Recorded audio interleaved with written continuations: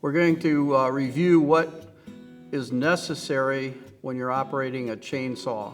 And first of all, we'll start at the top, okay? Head protection is critically important. Our industry experiences a lot of struck-bys because things can fall out of trees, and it's critically important that this is worn on all your jobs. But this particular helmet, we'll call it a cutting helmet. It incorporates hearing protection, face protection, and head protection in one unit, okay? And we'll talk about safety glasses here, but before we get to that, hearing loss is critically, it's the #1 industrial injury of all across the board, and you need to protect your hearing.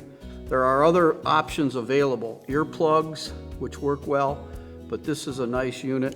And the hard hat needs to be worn properly. If you have what we'll call a baseball type hard hat with the bill in the front, okay, that bill needs to be in the front. And sometimes we'll see people turn it around and wear it backwards, if you will, but that is facial protection, that front part. So good sturdy hard hat. Normal life on a hard hat is about 5 years, okay?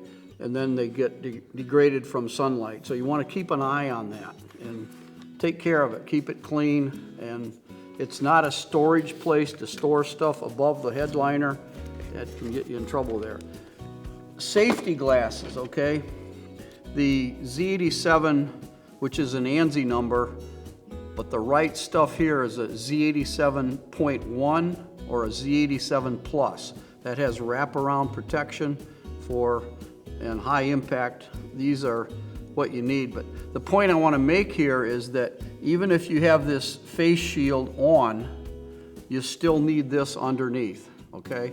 Make sure you realize that. So that's where we're at on that. Obviously, all road commissions, pretty much all highway workers now and construction workers are wearing this vest, which has reflective stuff for night work. And as you know, you're out there during storm emergencies, and these are critically important. It makes you stand out. Okay, talk about this particular piece of personal protective equipment. When you're using a chainsaw, your legs are down in what we'll call the work zone, okay?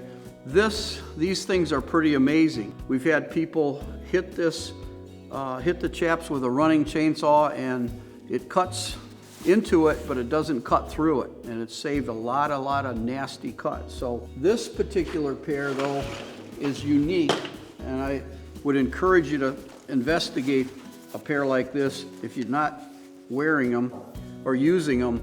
This has a 3-stage waistband. So what's critical on chaps is they come down and go down below your boot, right around your instep.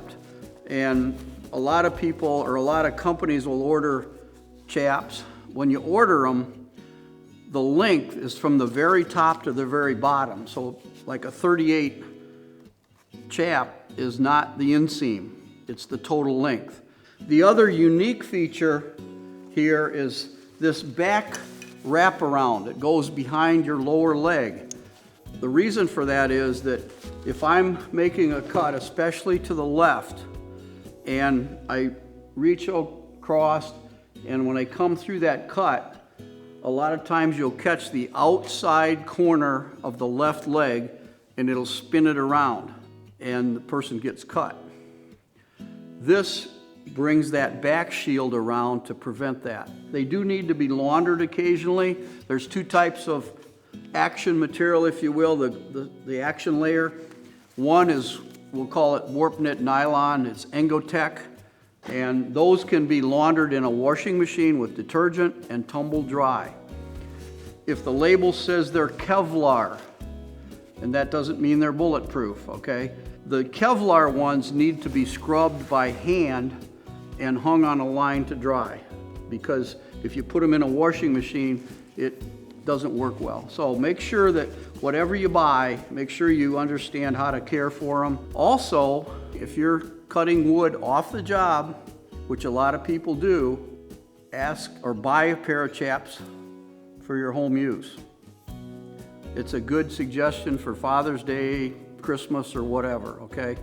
But it pays huge, huge dividends.